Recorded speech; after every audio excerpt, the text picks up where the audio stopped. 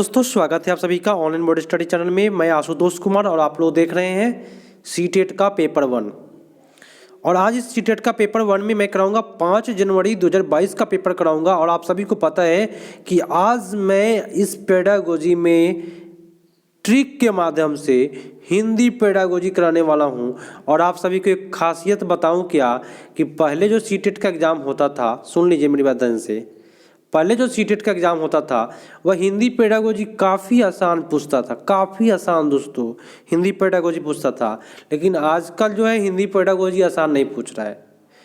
और मैं जब आसान नहीं पूछ रहा है तो मैं आपको ट्रिक के माध्यम से और समझा करके बताऊंगा कि कैसे कीजिएगा और ट्रिक और समझ के कर लीजिएगा। डेफिनेट रूप से आपका जो सीटेट तैयारी चल रही है वो बेटर मैं करा दूंगा।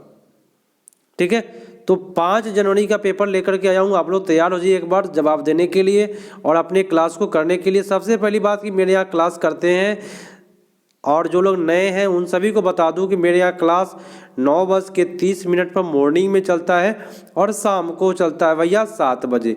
तो भाई 2 लाइव ज्वाइन कर लीजिए तो आप जो सीटेट की तैयारियाँ कर रहे हैं वह काफ़ी बेटर हो जाएगा, दिक्कत कहीं से भी नहीं आएगी। शुरू करते हैं आज का क्लास और काफ़ी मज़ेदार सेशन है आज के क्लास में।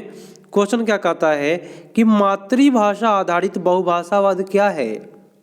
बहुभाषावाद क्या है दोस्तों? तो किसी की विद्यालय शिक्षा मातृभाषा में आरंभ करना और बाद में अनेक भाषाओं को जोड़ते जाना।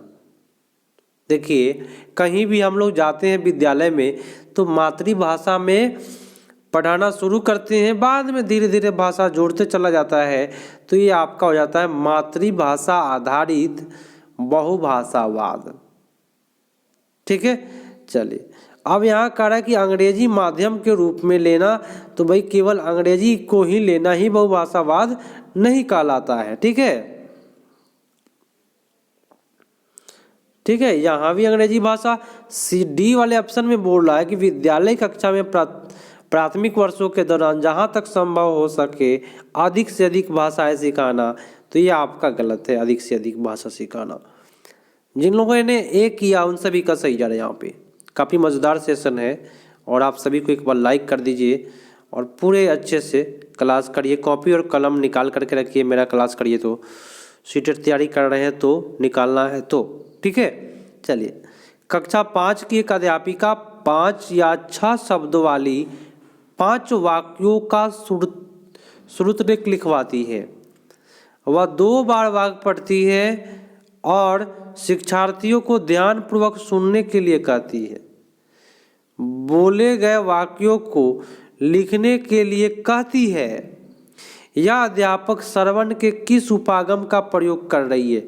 टीचर है जो बोले हुए वाक्य का लिखने के लिए बोल रही है, तो टीचर क्या कर रही है बताइए? तो जो बोला उसको लिखने के लिए क्या होगा आपका उत्तर? पूरे अच्छे से करिए। तो शीर्ष पाद टॉप डाउन नहीं होगा, सिर से पैर नहीं होगा। संप्रेषणात्मक, संप्रेषण बोले तो बातचीत नहीं हो रही है, बोलना तब लिखना, तो ये भी गलत हुआ। श्रुत उपागम, श्रुतलेख उपागम, ऊर्ध्वगामी उपागम, बर्टन अप, इसको कहते हैं बोलना और लिखना को ऊर्ध्वगामी। आप कहेंगे सर मुझे तो समझ में नहीं आया, यहाँ तो श्रुतलेख होना चाहिए। देखिए काफ़ी लोगों का श्रुतलेख पर गया होगा उत्तर। तो मैं आपको बता दूं कि टीचर क्या कर रही है, बोल रही है।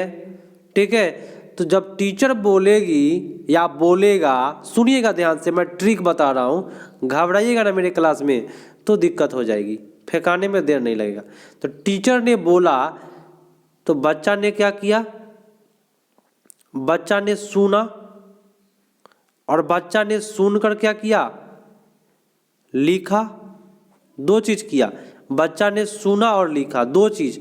तो 2 चीज जब आता है ना दोस्तों तो उसको कहते हैं ऊर्ध्व। ऊर्ध्व बोले तो 2, उभय, 2 चीज आया यहाँ पे। तो ऊर्ध्वगामी बोले तो बॉटम अप बोलेंगे उसको। ठीक है, तो सबसे बेटर आपका सी इज द राइट आंसर। ठीक है, चलिए अगले क्वेश्चन पाइए। अगला क्वेश्चन है, सुनिएगा, मज़ेदार सेशन है, 5 जनवरी का पेपर है और जो भी मैं कराता हूँ आपका ऑनलाइन एग्ज़ाम जो हुआ था अभी हाल फिलहाल में 2021 से 22 में, उनको ही मैं करा रहा हूँ आप लोगों के लिए। तो क्वेश्चन क्या कहता है, सुनिएगा कि एक अध्यापक अपनी कक्षा में विभिन्न समूहों को 10 शब्दों का समूह देती है। वह ऐसा शब्द ढूंढने के लिए कहती है जो शब्द से समानता रखते हो और नया शब्द बनाने के लिए उनके आगे उपसर्ग या पीछे प्रत्यय जोड़ा जा सके। मतलब कि बोल रही है टीचर के अध्यापक क्या, एक ऐसा शब्द चुनो जिसके आगे उपसर्ग और पीछे प्रत्यय लगाए तो नया शब्द बन जाए। तो ये क्या हो रहा है, तो इससे क्या होता है, शब्द का जाल, यहाँ पे जाल वाली बात नहीं चल रही है, थीम वाली बात भी नहीं चल रही, क्योंकि ये पर्यावरण आपका नहीं है, शब्द का समूह नहीं, उसको कहते हैं वाक्य विन्यास। क्या कहते हैं, वाक्य विन्यास, या इसको कहेंगे सीधा सीधा विन्यास। ठीक है, सी इज द राइट आंसर।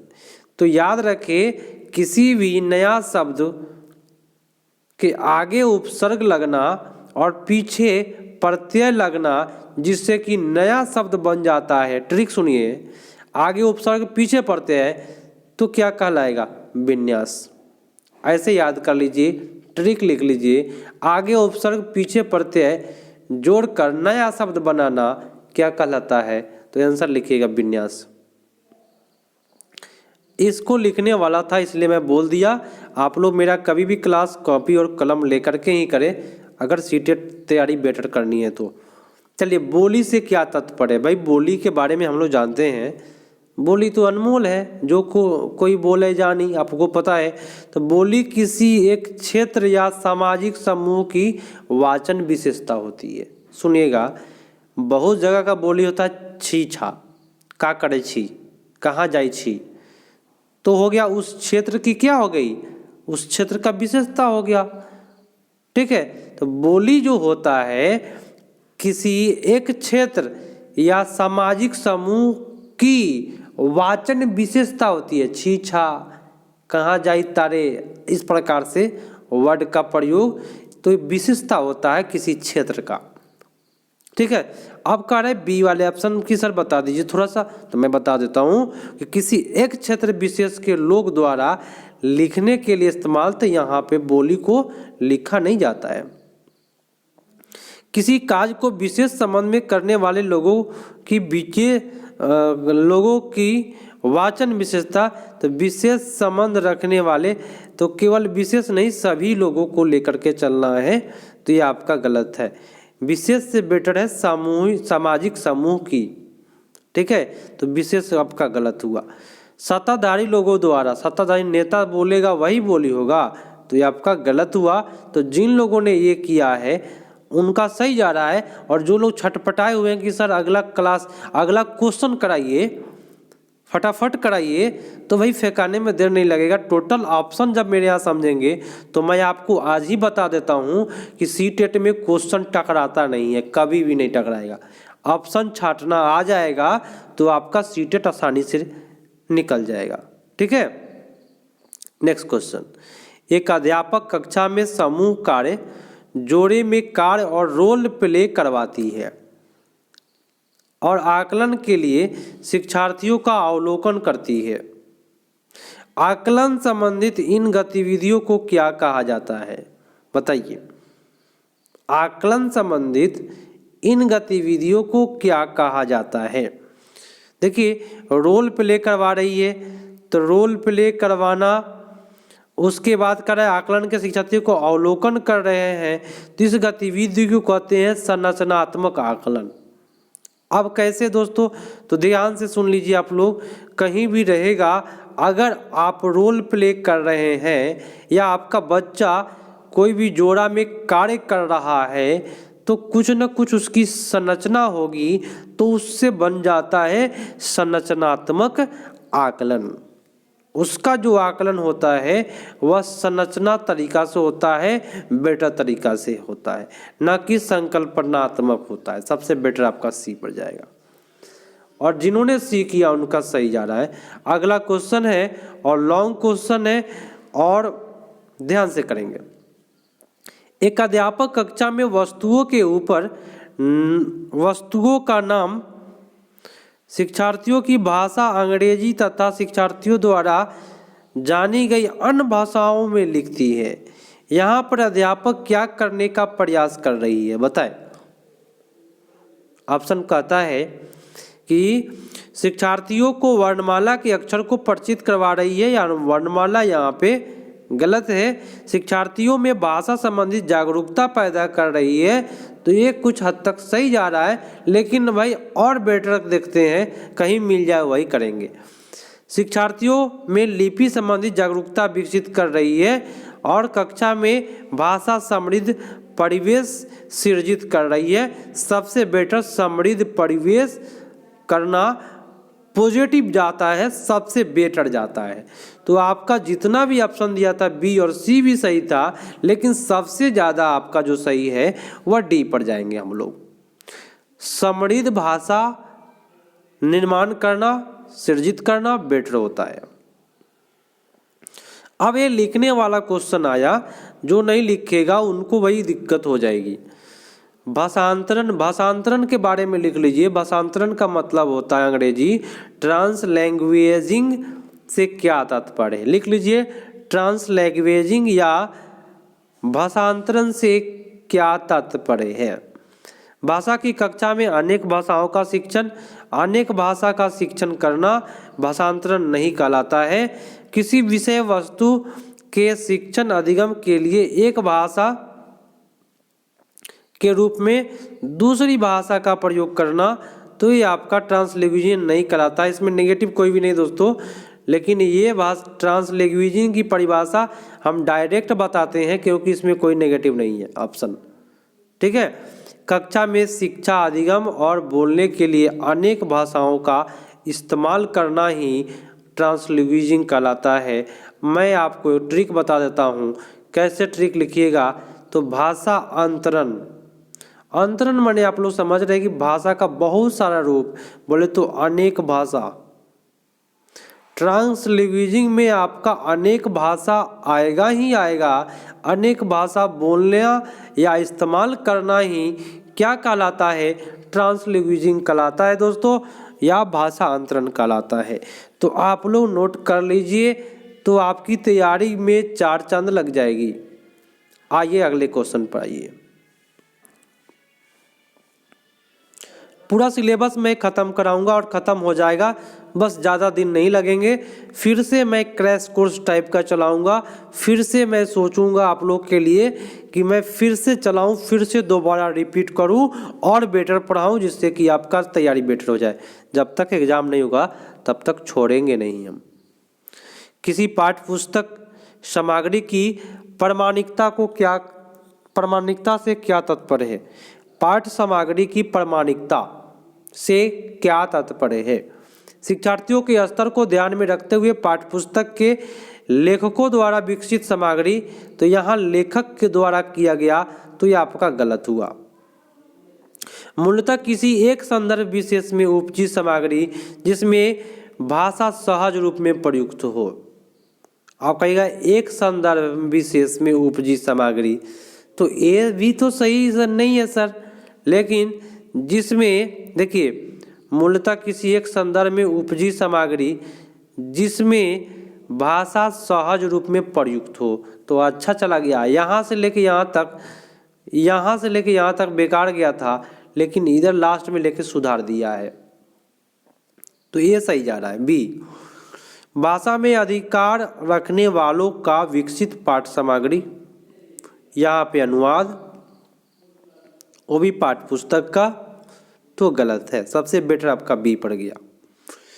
और जिन लोगों ने बी किया उन सभी का सही जा रहा है यहाँ।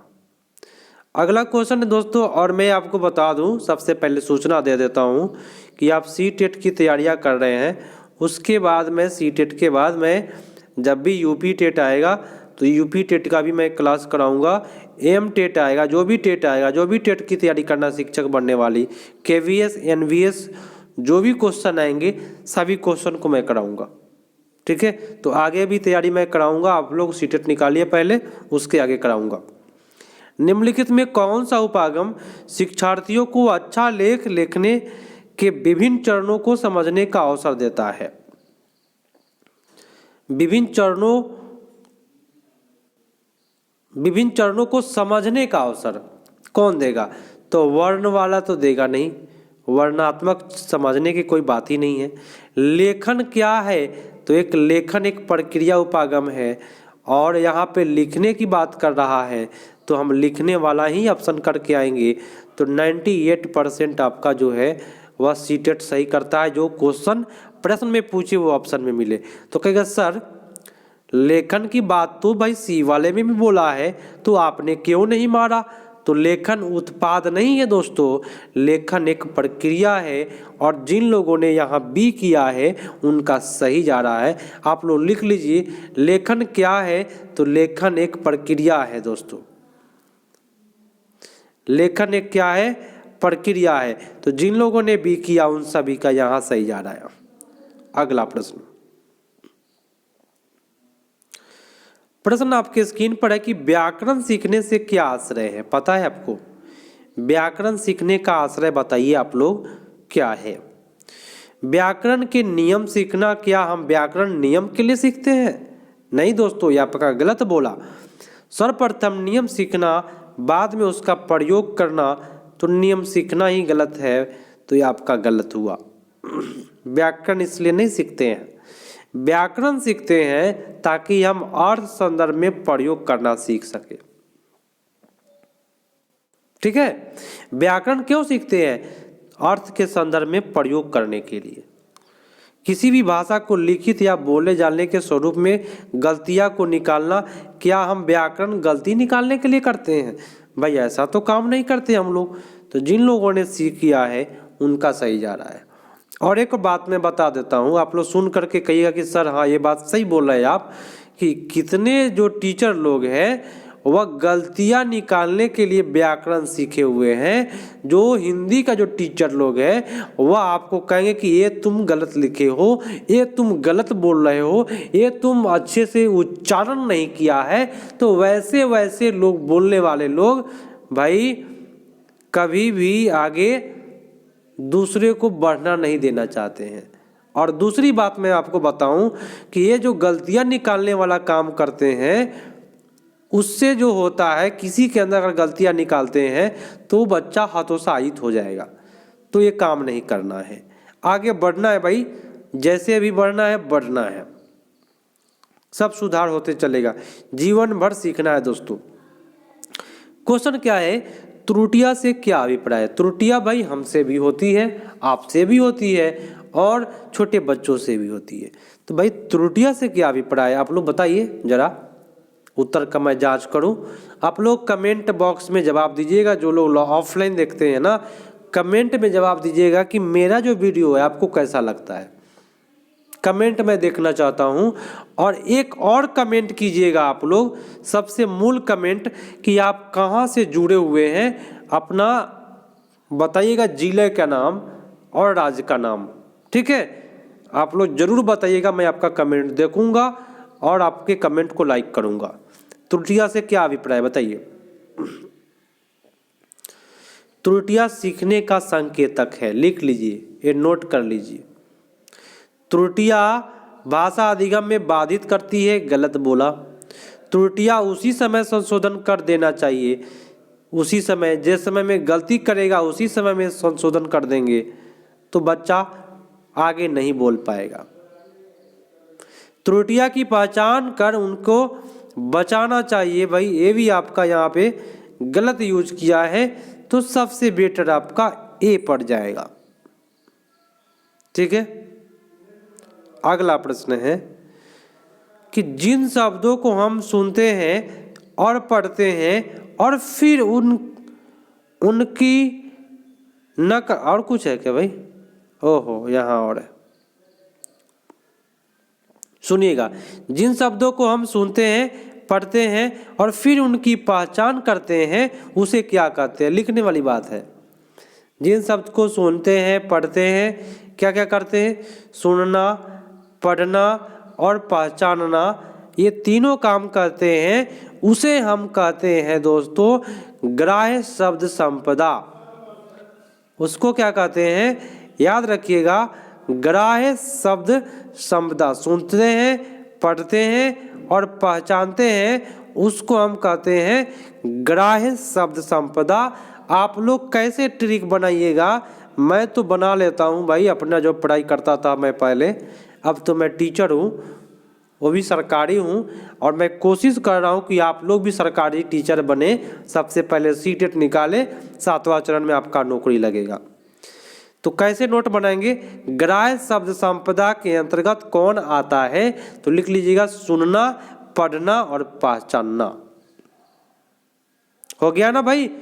बेटर तैयारी मैं करा रहा हूं ना भाई? कमेंट में जरूर जवाब दीजिएगा।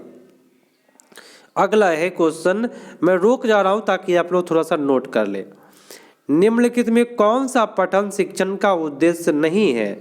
यहाँ नेगेटिव बोला भाई, तो नेगेटिव का तो मैं एक बार में पकड़ लेता हूं कि भाई कहाँ नेगेटिव बोला है, आप लोग भी पकड़ लेंगे।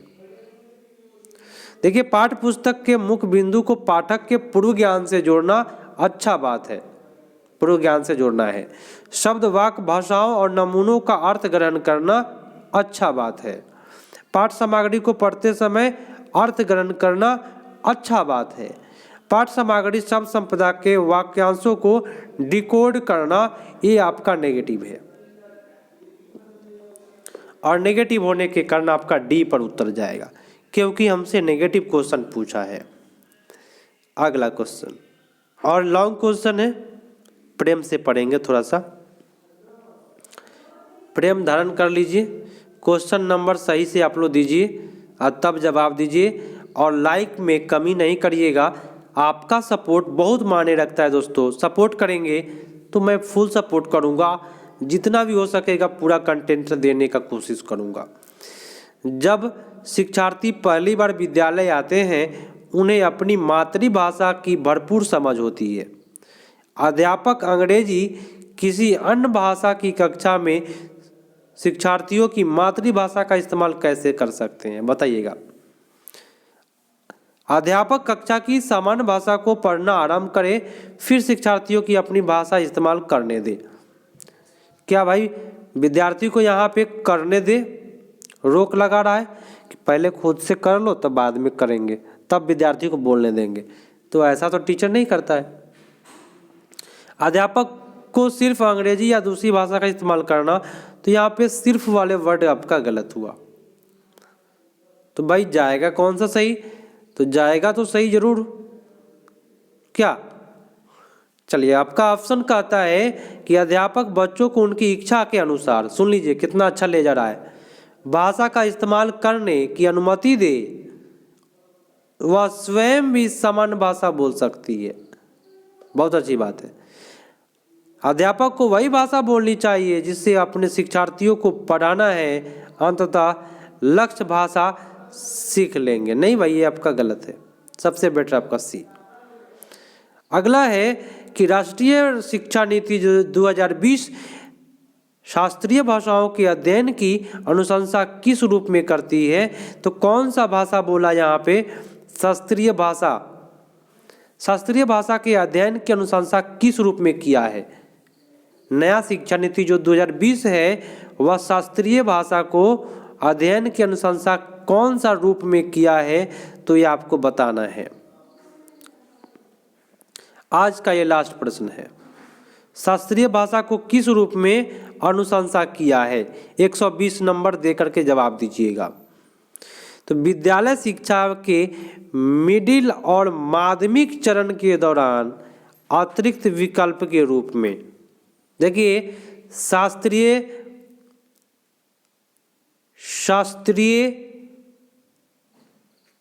भाषा या शिक्षा अतिरिक्त विकल्प के रूप में पढ़ने के लिए मिलता है हम लोगों को। देखिए, सबसे पहले इसको मैं अच्छे से समझा देता हूँ। देखिए, हम लोग जब बीए किए थे तो उसमें ऐच्छिक विषय आता है, अदर विषय आता है ना, वही बात बोला है कि शास्त्रीय भाषा एक अतिरिक्त विकल्प के रूप में रखा गया है। कौन से क्लास में? तो मिडिल और माध्यमिक विद्यालयों में। ठीक है, तो सबसे बेटर आपका उत्तर ए पड़ जाएगा। जिन लोगों ने ये किया उन सभी का सही जा रहा है, बाकी ऑप्शन को आप लोग नहीं देखिएगा। ठीक है, सबसे बेटर यही। क्या बोला मैंने? तो फिर से सुन लीजिए। मैं इस क्वेश्चन पर जोर इसलिए दे रहा हूं क्योंकि 2020 की शिक्षा नीति आपसे पूछेगी।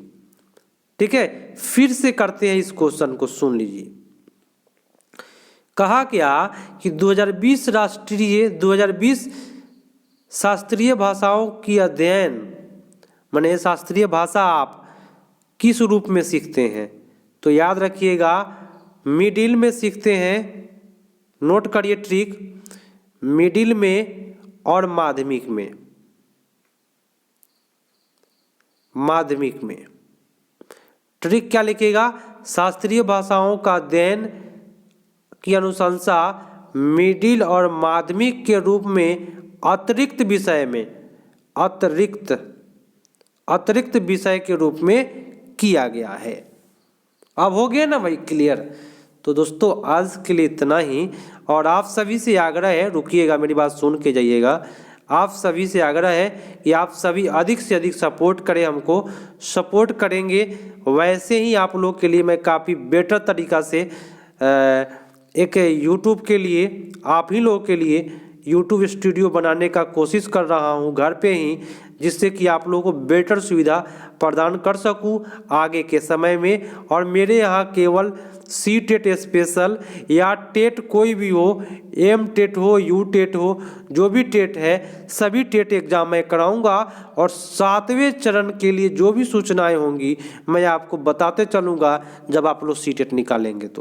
तो आज के लिए इतना ही दोस्तों, मिलते हैं अगले पार्ट में। आप लोग थोड़ा सा सपोर्ट करें, शेयर करें, अपने फ्रेंड के पास शेयर करें, और एक बार लाइक करके जरूर जाए। ठीक है, आप लोग का सपोर्ट मायने रखता है। आप लोग टीचर बनने जा रहे हैं तो एक टीचर दूसरे टीचर का सपोर्ट करे, डेफिनेट रूप से आप लोग भी आगे बढ़ेंगे, और आपके साथ साथ आपके सहयोग से हम भी आगे बढ़ेंगे। तो ऐसे ही सपोर्ट बनाए रखें, प्यार बनाए रखें, लाइक करके जाए। मिलते हैं दोस्तों अगले पार्ट में, तब तक के लिए धन्यवाद। जय हिंद।